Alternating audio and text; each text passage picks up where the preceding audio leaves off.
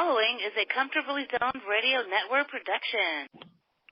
Thank you, Tally Olson. We are back talking baseball in the zone. We've got an old regular, two old regulars, Peter Golenbock and Jack Degraw. How are you guys? We're just fine. At least I'm doing great. Right. How are you, Jack? Good. How are you, Peter? It's always a pleasure to talk to you.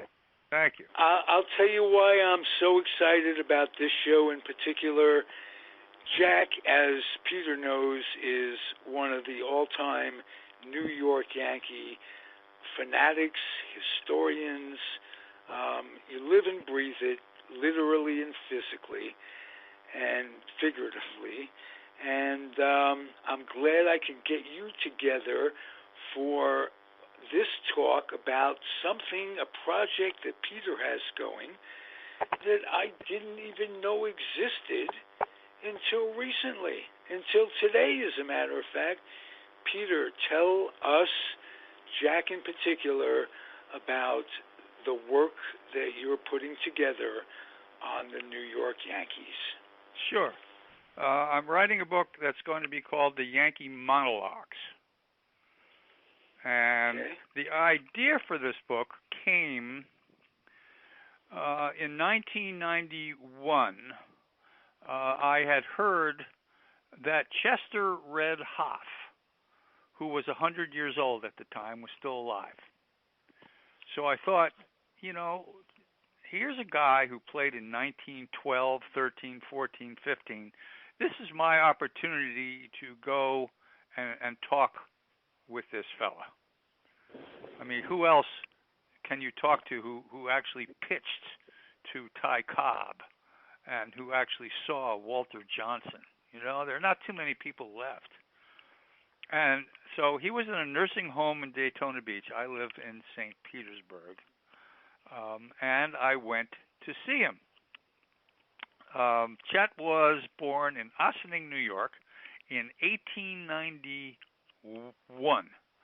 And he pitched for the New York Highlanders. They weren't even the Yankees yet. They were the Highlanders. 1911, 12, 13. And he also pitched for the St. Louis Browns in 1915. So I went to see him, and Red was happy to see me, and he was tremendously articulate and well-spoken, but he was 100 years old, and he couldn't really remember all that much, except perhaps to tell me how nervous he was when he pitched against Ty Cobb. And he told me he struck Ty Cobb out. So Red lived another 7 years. He died in 1998 at the age of 107. And at the time, he had been the oldest living former Major League Baseball player. Now, did you have a project going that you went down to talk to him about, or you just thought this has to be an interesting guy? Yeah. I mean, who knows? You know, I mean, my favorite book of all time, beside The Power Broker by Robert Caro, is The Glory of Their Times, by Larry Ritter. I never forget. I was in college when that book came out, and I was the sports editor of the Dartmouth, and so I got books sent to me. And so this book came, and it was as though I was reading the Bible. I mean, this was interviews with fellas, and I think the book came out in 66, 67, something like that. Anyhow, these were interviews with fellows who played in the 1910s and the 1920s, and it was enthralling. I mean, absolutely enthralling. I'll bet Jack and Jack will agree with me that we have used, and I don't know if Jack has used it, but I'll bet he has, the same exact expression when Dynasty came out. And we read it. We had the same. It had the same effect on us and many others as Ritter's book, had on you. That's very sweet.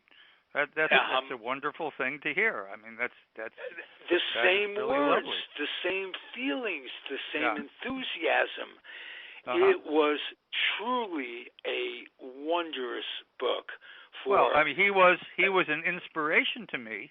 I meant you. I meant yours, but that's no, I understand that. But I'm saying Dynasty happened in part because of Larry Ritter. Okay. You know, I mean, when I wrote Dynasty, I had to figure out how was I going to do this. You know, and I had read The New York Yankees by Frank Graham. I mean, that was the book that prompted me to want to write its sequel. That book came out in 1946 or 1948, something like that, prompting me to write the sequel to that, which turned out to be Dynasty.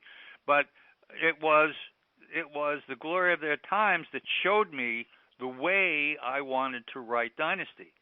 In other words, most histories are just written from the third-person view of the guy who's writing it. And I didn't want to do that. I wanted to go around the country and interview all of these people who played on this Yankee team and meet them and talk to them and interview them and use those interviews as the crux of what was going to be in Dynasty. And that's what I did. The same way Larry Ritter used his interviews for the glory of their times. So that's the background to that. Okay. And what I did since, for the next 40 years, is I've been, collecting anecdotes and stories and musings and quotations, and looked at, found newspaper stories, books, and along with my own interviews, and I wanted to write a comprehensive history of the New York Yankees. In other words, starting back when the team was founded, back in 1900. And Peter, do you have all these interviews and what have you on computers, or do you I have them on tape. Nope. I have them on tape. I have them all taped. In fact, I'm gonna make a podcast fairly soon using those interviews as the focus of the podcast. Wow. You'll be able to hear Roger Maris talking to me, which is quite something considering he died in 1985. Wow. Let's do it on this network, if you. Well, I've got somebody's apparently paying me to do it. I don't know. I don't know the details of it, but apparently somebody from somewhere is interested in this thing. Anyhow, so the focus of this book, of this Yankee monologues, is sort of twofold. One of the things that fascinated me in the study of the Yankee history is that ownership, always the owners were at least two guys.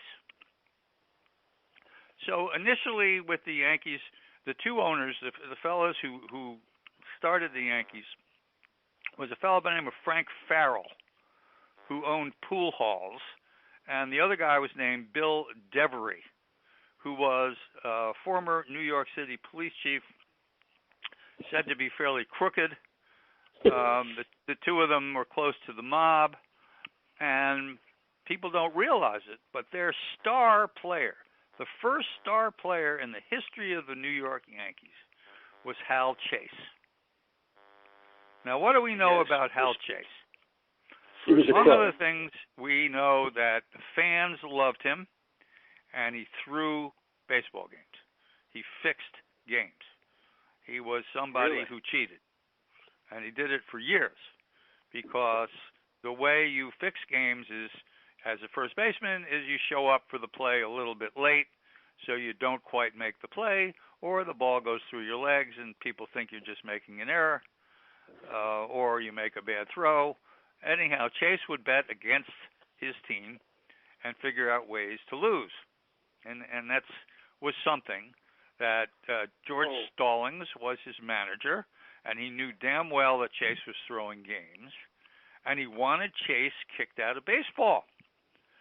But what was so interesting about what actually happened was the owners didn't care, because Chase was their star, and he's the one who brought the fans into the ballpark. And so when Stallings went to confront these two owners, instead of firing Chase, they fired Stallings, and they made Chase the manager. So that's the beginning. That's the beginning of Yankee history, and it's really, really interesting. But why was I talking? Yeah, go ahead. No, I was just going to say, guys, Red Hulf, I remember him because the Yankees had played at where Columbia Presbyterian Hospital is, and he was at a dedication. I don't quite remember the year, but I think Phil Rizzuto was there, and they dedicated a plaque where home plate is, which you can still see where Columbia Presbyterian Hospital is. So I just figured I'd throw that in. That's great. But why am I bringing up Red Hoff? Okay. So what I wanted to do is to make these stories come alive. I didn't just want it to be a third-person history. So what I did is I said to myself, what if Red Hoff had worked for the Yankees for 75 years? What if Hoff had started when he did with the Yankees and played with Ruth and Gehrig and became a coach for the various managers up through the 30s, the 40s, and through the Casey Stengel era, and then became sort of a scout and a vice president and was fired by Steinbrenner in 1996. That was my thought. And also, what if Red Hoff had such a fabulous memory that I could interview, Peter Golenbock, in this book, would interview Red Hoff and ask him the questions that would lead him to talk about all of these various and sundry things in great detail, with great intimacy. So that's what I came up with, and that's what I did. Wow. So what I'm hoping, of course, I mean, I haven't sent this to my agent to have it sold as yet. But what I've done is I've sent it around to several people to make sure that they're not put off by the notion that Red Hoff, is a fictional character. Even though all of the stories that he tells are 100% true. Because what I'm going to do in the back of the book is I will footnote, where I got these stories. Peter, that's incredibly complex, as was many of Ritter's book was complex in a way, and the way you tied Dynasty in altogether was complex. So, wow. Well, I mean, the idea is to try to do something special, obviously. Yes, absolutely. And you I'm set the bar almost pretty damn high for yourself. That's the problem. Well, it's not a problem. You don't set the bar high. No, it's not. You keep doing it. This book, I've written. It's 490 pages long. I'm almost done. I'm in the fact-checking stage of it right now. I'm taking, I'm looking at the books, and I'm trying to connect. Do you work with an editor, or do you do it yourself? I do it myself. Right now, I'm doing it myself. I mean, when you finally sign with a publisher, you then are assigned an editor. At that point. No, I meant pre-signing. No, I used to be assistant night news editor at the Bergen Record back when. So I'm a pretty good editor. I can edit okay. I'll bet you are, young man. Peter, I'm so happy you're still keeping active, and because we're exactly the same age. We are indeed. We're 29 years old. Well, 29 years young. Yeah. How about there that? You go. Pretty good. Even better. I looked at a picture of Casey Stengel when he was younger than me, when he was turned 70, younger than you and I. Yeah. We wear considerably more. We wear well in comparison. Well, understand that Casey, who played under John McGraw back in the 1920s, he was a hard-living guy. Right. I mean, what was really remarkable, one of the things that was so remarkable about Casey Stengel was that he was able to live as long as he could, as long as he did. I mean, do you know what it takes out of your insides to be the manager of a baseball team? And he was a manager of a baseball team in the 30s with terrible Brooklyn teams and the 40s with terrible Braves teams. And then once he got to New York in 1949, he had to put up with the pressure of always having to win. I mean, They didn't want Casey. The writers didn't want Casey when he came up to the Yankees in 1949. They thought he was a clown. They didn't really understand he was one of the most brilliant managers who ever managed in the game of baseball. And then, of course, he won in 49. Go ahead. The transition year transition years between DiMaggio and Mantle, and not skipping a beat. Right in the middle of 5 in a row, you lose DiMaggio, and Mantle's a rookie. You bring along Gil McDougall. They taking the place of Bobby Brown and those guys. Oh, yeah. They brought Billy up in 1950. Yep. Right. Yep. Exactly. No question about it. Juggling it all with Jerry Coleman and Rizzuto on the downside and this, that, and the other thing.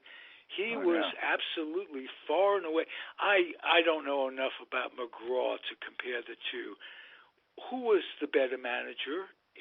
I'm going to ask. It's not the idea of the better manager. McGraw won plenty of champions himself and was a brilliant, brilliant manager. And he basically taught Casey the way Casey managed. He learned from McGraw, and the way Billy Martin managed, he learned from Casey. I mean, it's a generation to generation to generation kind of a thing. These are all Hall of Fame men. The fact that Billy's not in the Hall of Fame is, something of a disgrace if you want to know the truth. And the only reason he's not in it is because he so desperately wanted to work for the Yankees that he allowed himself to be fired 5 times.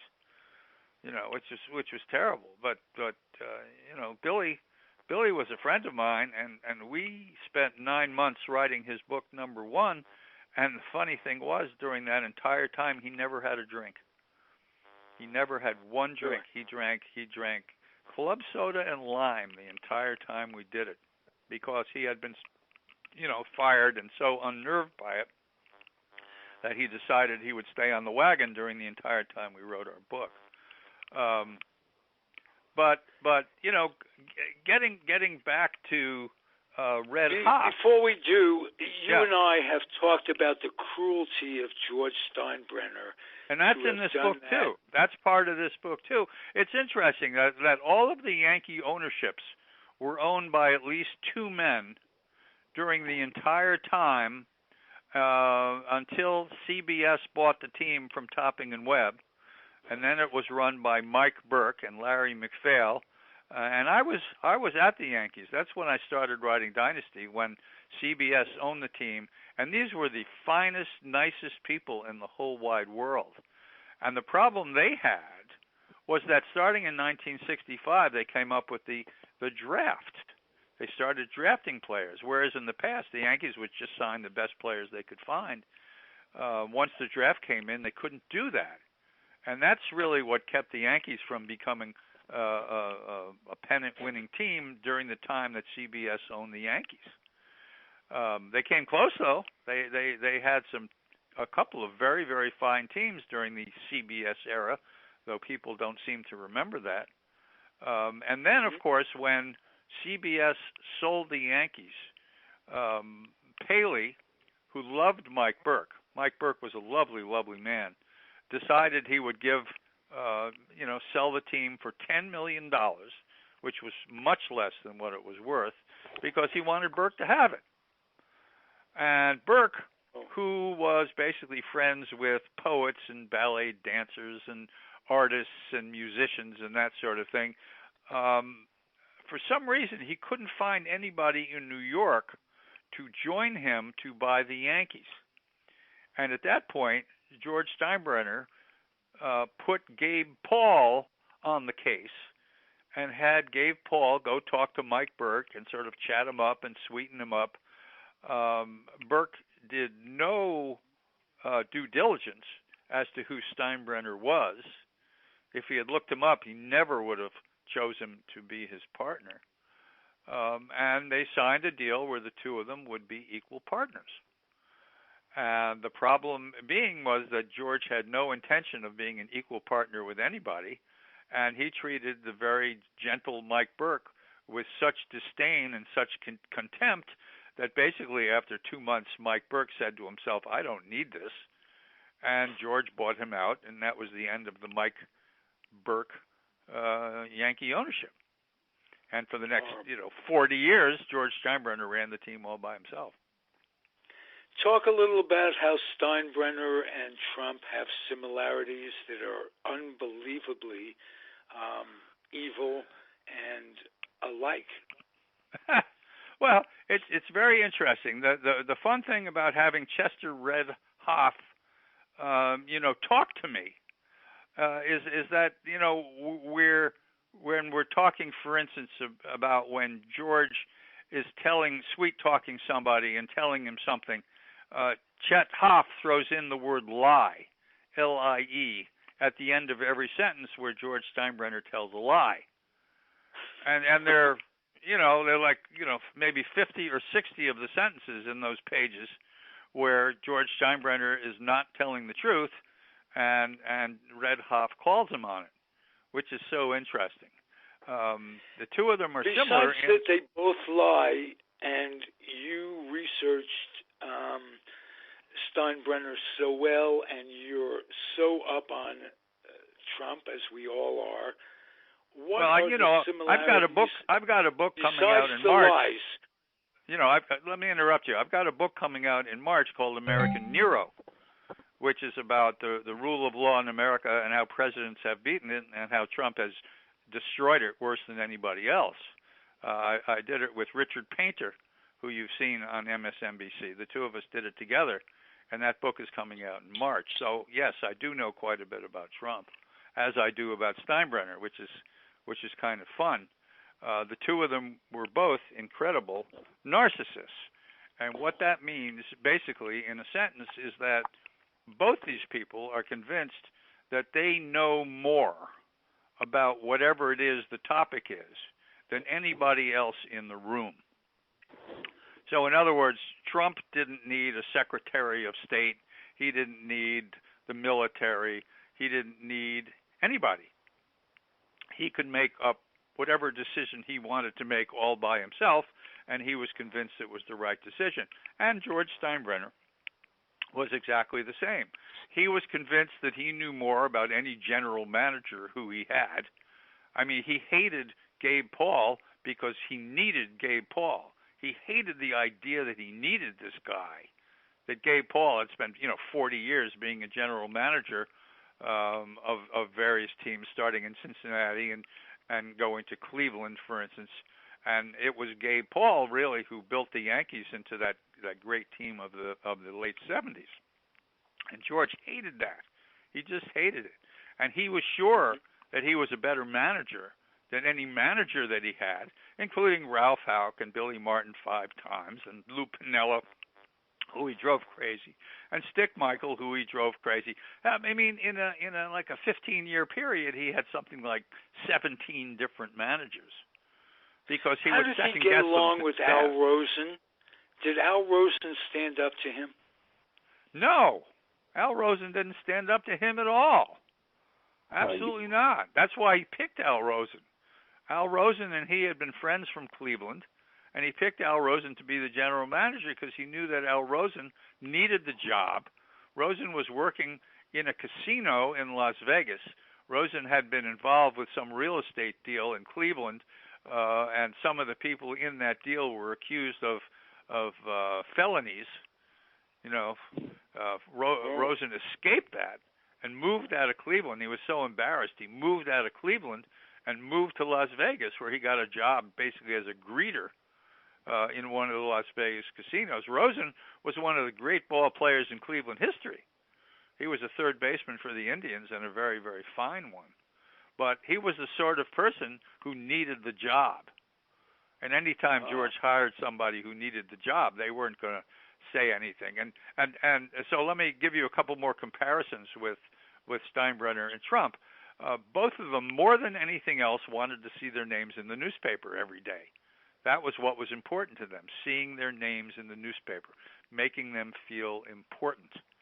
And the other thing that neither of them could stand, which is very interesting because I saw it happen with George first, was that if you criticize George Steinbrenner in any way in public, which is to say either in the newspaper or in front of his players, in front of a third person, Steinbrenner would become incredibly vindictive, and it would usually result in your getting fired. And this is the same thing that ended up happening with Trump as well, as you saw. Exactly. Yeah, exactly. So the interesting thing about Steinbrenner, who ended up winning pennants 2 times, is that he won the pennant 2 times in 2 different eras because he was thrown out of baseball 2 times. And while he was out of baseball, the general manager who he had, which was Gabe Paul in the 70s, and which was Stick Michael in the late 80s, early 90s, was able to build the baseball team into a championship baseball team. Gabe Paul made wonderful trades that got us Chris Chambliss and got us Greg Nettles and got us traded for Mickey Rivers and all sorts of wonderful players that helped us win in 76, 77, 78, and 81. And then after and Steinbrenner at the time was suspended from baseball for 2 years because he had asked employees of American Ship, he had given them money, his own money, and told them to donate to CREEP, the committee to reelect President Nixon, and he got found out, and he almost went to jail for it. Yeah, he almost went to. Yeah, he almost went to jail for it. That was Edward Bennett Williams, the famous Washington, D.C. lawyer, was his lawyer and managed to get him off. He ended up with a $15,000 fine. But Bowie Kuhn suspended him for 2 years, and during those 2 years, Gabe Paul built the team into a championship team. Now, 20 years later, you had this fight between George Steinbrenner and Dave Winfield, where Steinbrenner started by trying to embarrass Winfield in the newspapers, and Winfield just laughed at him. And then he tried to trade Winfield, but Winfield had a no-trade contract, so you couldn't trade him. And so what he ended up doing, this fellow by the name of Howie Spira, who worked for Winfield's foundation, which was supposed to be a foundation to help underprivileged kids, went to Steinbrenner and basically said, for $100,000, I'll tell you the dirty little secrets about Dave Winfield's foundation. And George paid him either $40,000 or $60,000, something like that, for this information on Dave Winfield. When Spiro went back to say, I want the rest of my money, Steinbrenner decided, I've had enough with this kid, and he called the FBI and had the kid arrested, and the kid ended up going to jail for extortion. At the same time, Fay Vincent, who was the commissioner, learned about what Steinbrenner had done. I mean, this isn't terribly different from President Trump going to the Ukrainian president and saying, I'm not going to give you money unless you give me dirt on Joe Biden's kid. You know, money that had been appropriated by Congress. Right. It wasn't like it was his decision. No, I know. So, I mean, Steinbrenner and Trump, these are the sort of things that they did. And when Fay Vincent found out what Steinbrenner had done by paying money to this guy for dirt on his star ball player, again, he was suspended for 2 years. And during those 2 years, Stick Michael kept Derek Jeter. He kept Andy Pettitte. He kept Mariano Rivera. He kept their wonderful catcher. And he kept Bernie Williams. He kept those guys. Where Steinbrenner in the past had traded the Willie McGees, he always was trading away the young stars in the farm system for veterans that had, better name value, who were going to draw fans to the ballpark. I do believe that if Steinbrenner had not been, kept out of baseball for each of those 2 times, the Yankees perhaps would never, ever have won one single pennant under his ownership. That's what's so bizarre about the George Steinbrenner ownership time. Yet he signed Jackson to begin with. Well, even before that, he signed Catfish Hunter. I mean, I can remember when he signed Catfish Hunter. Catfish Hunter had led the Oakland A's to 3 championships. Catfish Hunter is the Verlander of his day. Catfish Hunter. Right. And this was when players were making, $75,000 a year, and he paid Catfish Hunter like $2 million. And he got him because Finley missed an annuity payment. And Finley decided, screw you. I'm not going to pay you the annuity payment that I owe you, and that went to an arbitrator, and they freed him. He was freed. And George wined and dined old Catfish. One of the people in the Yankee organization had been one of the first coaches when Catfish was first starting out in baseball, and George sent that guy down. Even though George was suspended during this period, was not supposed to be involved in this at all.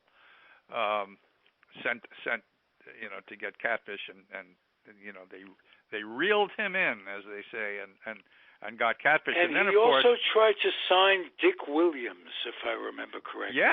Yes, he tried to sign Dick Williams, but Finley wanted 2 of the Yankees' star minor leaguers in exchange for Dick Williams, would not let him go for free, and two of the better minor leaguers too, I might add. So George backed out of that. It would have been very interesting to see Dick Williams and George fight it out, because I really do think that Dick Williams might have killed him. Yeah. Who's going to stand up to Trump?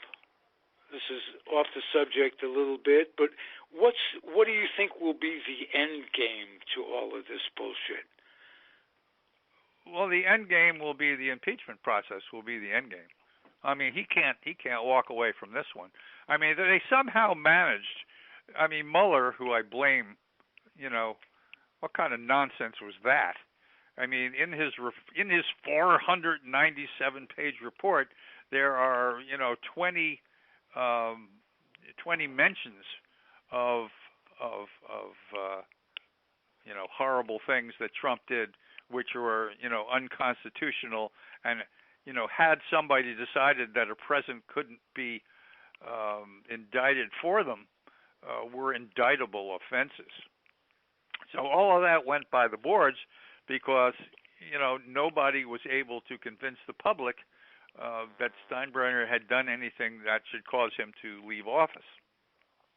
Well, this time around, it's simple. It's very, very simple. Trump. It's very, very simple what he did this time, and it's not going to go away. And it's not going to go away.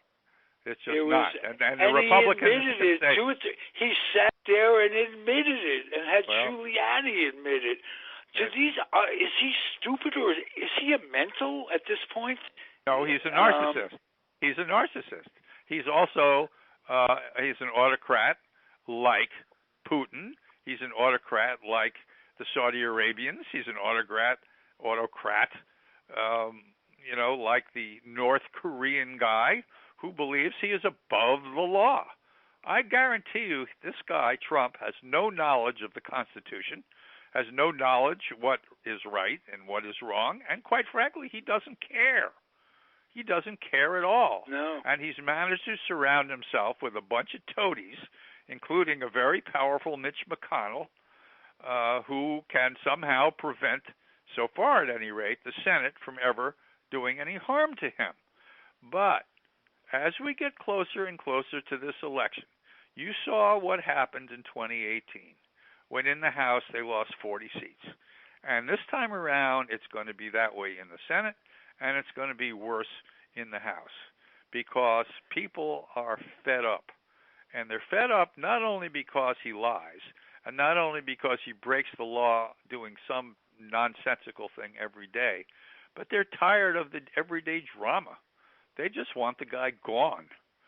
And if you're a woman who sees that he abuses women, as he admitted to even before the election, which was bizarre, at some point, a certain percentage of the women are going to say to themselves, we don't want this guy to be president. Just the words, let alone the physical stuff that he does by grabbing people.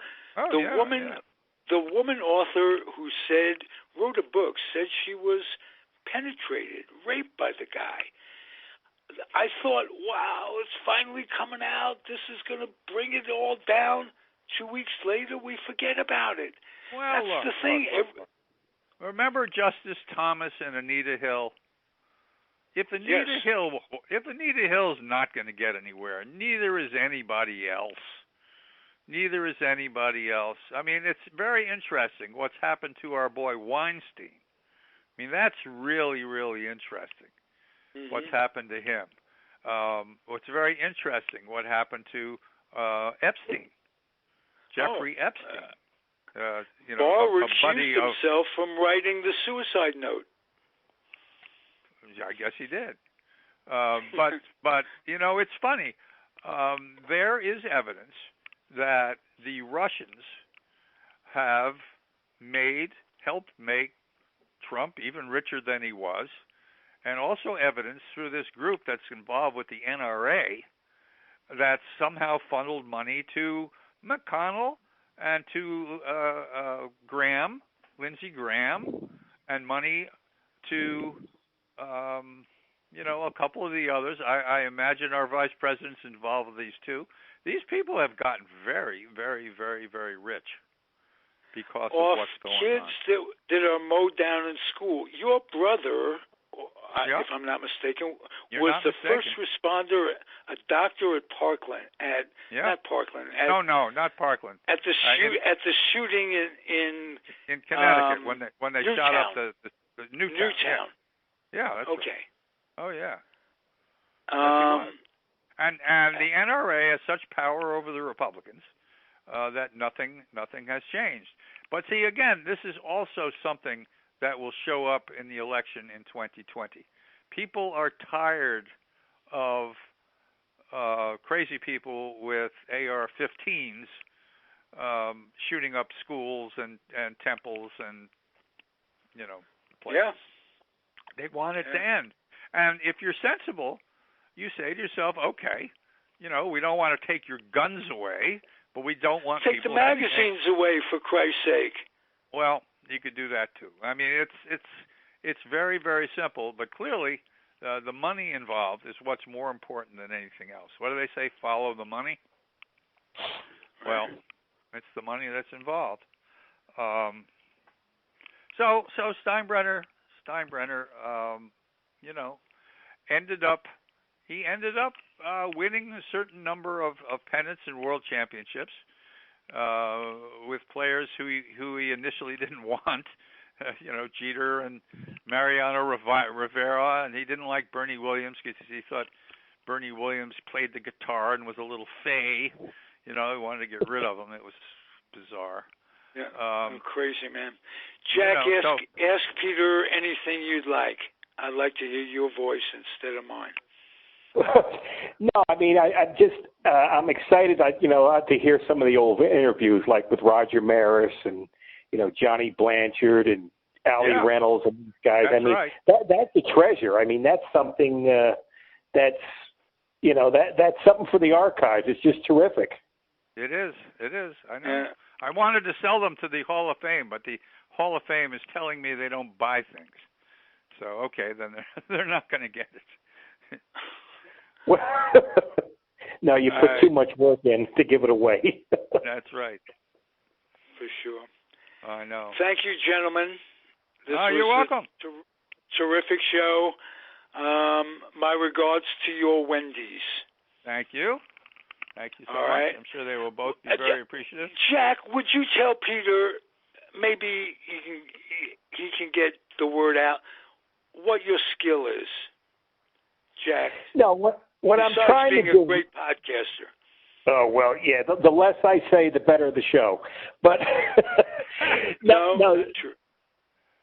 No, the thing is, Peter, I'm trying to, I shoot three-pointers, shoot foul shots, but that's not important. The thing I'm trying to do, I'm trying to get to do a fundraiser for the veterans or cancer patients or something, and, it would be affiliated with the Guinness Book of World Records. And I just wondered, if anybody could help me get connected to an organization, a charity, to help them out, to help them raise money. Wow. That's the hardest thing in the world. How many free throws can you make at age 63? I've made 628, but I mean that's not the thing. It's like in a 24-hour period or in an hour period, and the money would go to charity because either the homeless, the veterans, because people need help, And being my age, that might be an inspiration to senior citizens too. Well, I wish you luck. Wish you a lot of luck. Not an easy thing to do. No, it's not. We were talking, and it's really hard to get connected with anybody. Well, all I can say is network. Yep, that's it. Network. That's all you can do. All you can do is network. Gentlemen, I'm bidding you adieu. The Tampa Bay Bucks today defeated the L.A. Rams. You wouldn't believe it. We scored, I think, 58 points today. It was just unbelievable. Wait till you see. It's the last day of the season. I won my fantasy league. I've been playing 25 years. I've never had a winner. That's exciting. That's exciting. My team today had 3 hits in 40 at-bats. 3 hits in 40 at-bats. I went from 6th place to 9th. Because I've had those days that's what, 105. Something like that. Easily 105. I mean, you talk about tanking. You talk about a team that tanked. I should have finished 5th. I ended up in 9th. It was disgusting. What a killer. I know. At any rate, on Wednesday, go see the Oakland A's play the Tampa Bay Rays in that 1-game playoff. It's me against you within walking distance. Yeah, see him. Get the ticket. Look for me on TV. I will. All right, take care, guys. All right. Bye-bye. Be well. Thank you for listening, everybody. Thank you, Jack Degraw and we talk Peter off air, Ralph? Certainly. I'm going to put it on, push the button, and we will talk. Thank you for listening, everybody. I'm Ralph Tyko, Comfortably Zoned. The proceeding has been a Comfortably Zoned network production. You are advised to keep your dreams wet, your humor dry, your children and grandchildren out of military recruiting offices and off the laps of clerics who wear dresses. Thank you for listening, everyone. Happy trails.